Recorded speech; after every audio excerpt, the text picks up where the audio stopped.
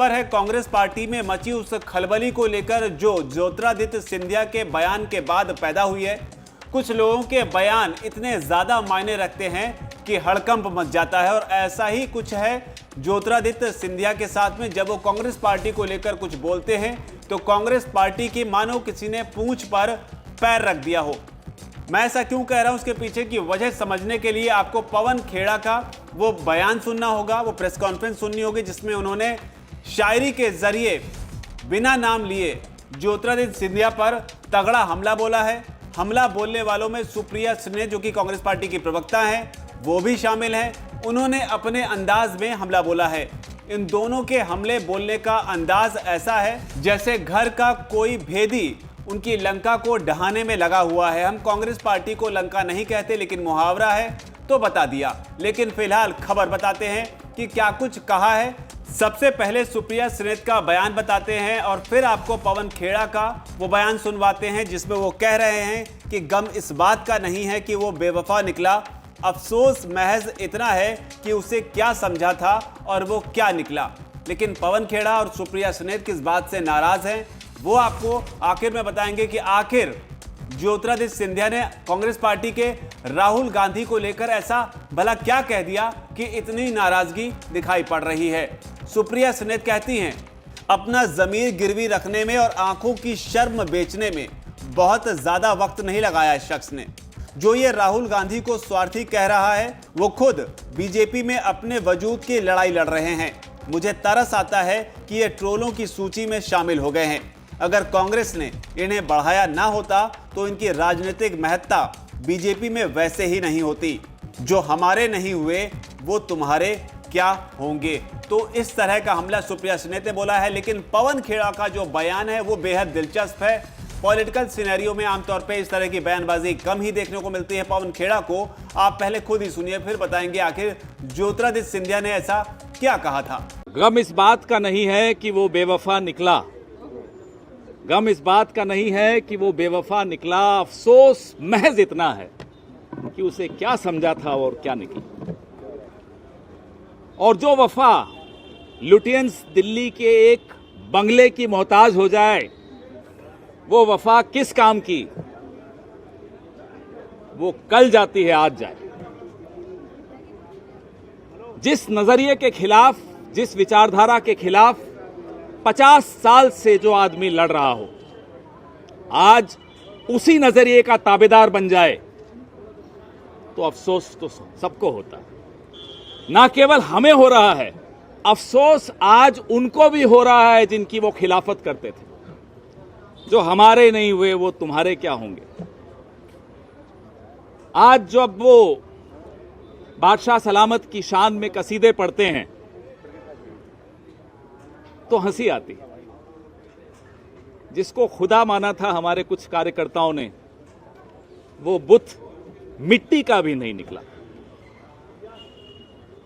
हम जानना चाहते हैं साहब आपसे कि आपको रात को नींद कैसे आती हो, सुबह आईना कैसे देखते होगे और दिन भर अपनी सोहबत में खुद कैसे गुजार लेते हो।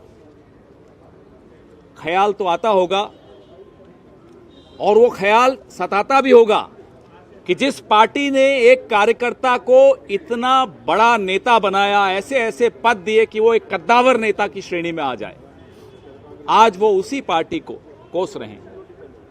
बुरा लगता होगा, उन्हें भी बुरा लगता होगा, हमें पूरा भरोसा है उन्हें बुरा लगता होगा। आप सबने बचपन में एनसीईआरटी या जो भी पढ़ा होगा, बाबा भारती और डाकू खड़क सिंह की वो कहानी जरूर पढ़ी होगी। हार की जीत नाम था कहानी का, बचपन में मैंने पढ़ी थी, कोर्स बुक्स में होती थी। कैसे डाकू खड़क सिंह दीनहीन अवस्था में भेष बदल के अपाहिज का भेष बनाकर सड़क के किनारे पड़ा हुआ था और बाबा भारती अपने प्रिय घोड़े सुल्तान पर सैर करने निकले हुए थे। डाकू खड़क सिंह ने उनको गुहार लगाई कि रुकिए, मेरी मदद कर दीजिए, मुझे वैद्य तक ले जाइए। बाबा भारती ने डाकू खड़क सिंह को घोड़े पर बैठाया और अचानक डाकू खड़क सिंह ने असली रूप दिखाया और घोड़ा लेके भाग गया। जब वो भाग रहा था तो बाबा भारती ने उसे रोका, घोड़ा ले जाओ, नहीं चाहिए अब घोड़ा। लेकिन मेरी एक बात सुनते जाओ, किसी को इस वाकये का जिक्र मत करना, नहीं तो लोग एक दूसरे पर विश्वास करके एक दूसरे की मदद करना बंद कर देंगे। ये कहानी हम सब के लिए बहुत आवश्यक है। हम सब जो कार्यकर्ता इस पार्टी के लिए लड़ रहे हैं, हमारे नेतृत्व के लिए लड़ रहे हैं, हमारी विचारधारा के लिए लड़ रहे हैं, आज हमारा नेतृत्व हम पर किस मुंह से विश्वास रखेगा जब 50 साल पुराने नेता जिनको इतने पदों से नवाजा गया वो ऐसा धोखा दे सकते हैं? तो बताइए हम पर किस तरह से हमारा नेतृत्व भरोसा करेगा? हम सबका भरोसा तोड़ा, पार्टी का भरोसा तोड़ा है। खैर, जो हुआ सो हुआ। जब इन्होंने पार्टी छोड़ी थी तो एक टिप्पणी की थी कि आज मैं आजाद हो गया हूं। 2 दिन से जो इनकी टिप्पणियां हम सुन रहे हैं तो हमें भरोसा हो गया है कि आप गुलाम हो गए हैं, आजाद नहीं हुए। आपके सवाल इसी पर रखिएगा। बात इंपॉर्टेंट की नहीं है। आप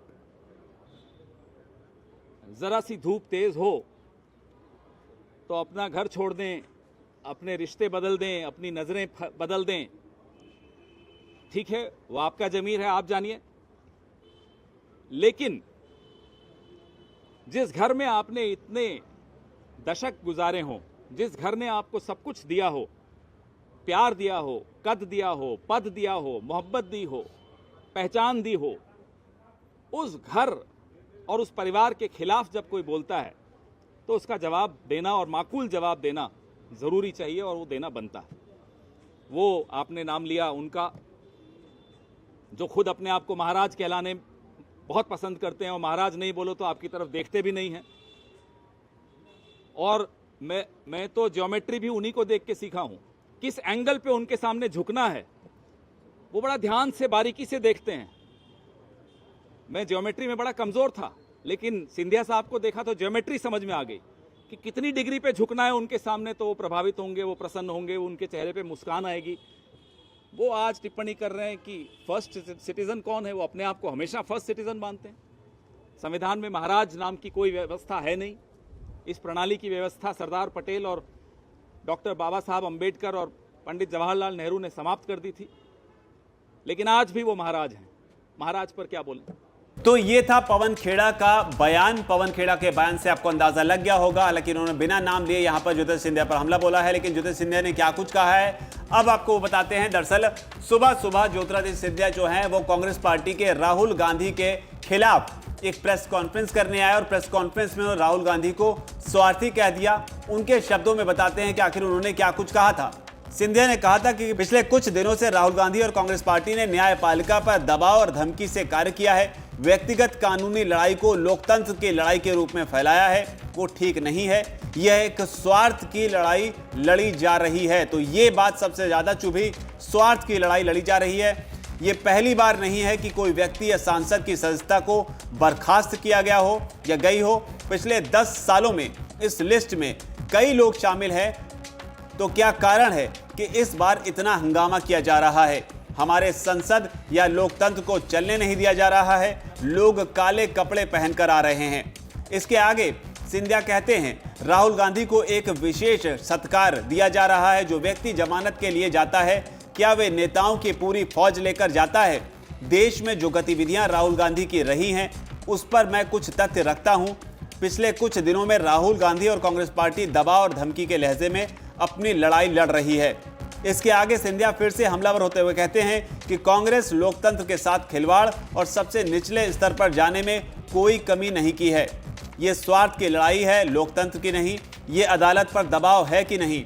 देश में शहर शहर में ट्रेनें रोकी गई, क्या ये गांधी जी के सिद्धांत हैं? तो ये हमला सिंधिया ने बोला था। उन्होंने सवाल उठाए कि राहुल गांधी जिस लाव लश्कर के साथ में सूरत के कोर्ट पे पहुंचे थे, क्या इस तरीके से न्यायपालिका पर दबाव बनाना सही है? हालांकि कांग्रेस पार्टी ने इस पर तर्क दिया था कि कांग्रेस पार्टी एक परिवार है, एक बड़ा परिवार है और पूरा परिवार जो है राहुल गांधी के साथ गया था। हालांकि तब उनके विपक्ष में बोलने वालों ने कहा था कि परिवार तो फिर चिदंबरम के साथ भी और बाकी नेता जो कोर्ट जाते हैं उस मामले में भी ये नियम क्यों नहीं लागू किया जाता। लेकिन सिंधिया के हमले पर जिस तरह का पलटवार जो है कांग्रेस पार्टी की तरफ से आया, जिसमें कहा गया है कि सिंधिया का वजूद ही कांग्रेस की वजह से है, क्योंकि कांग्रेस ने ही उन्हें वो मौका दिया जिसकी वजह से वो कद्दावर नेताओं की श्रेणी में आ सके।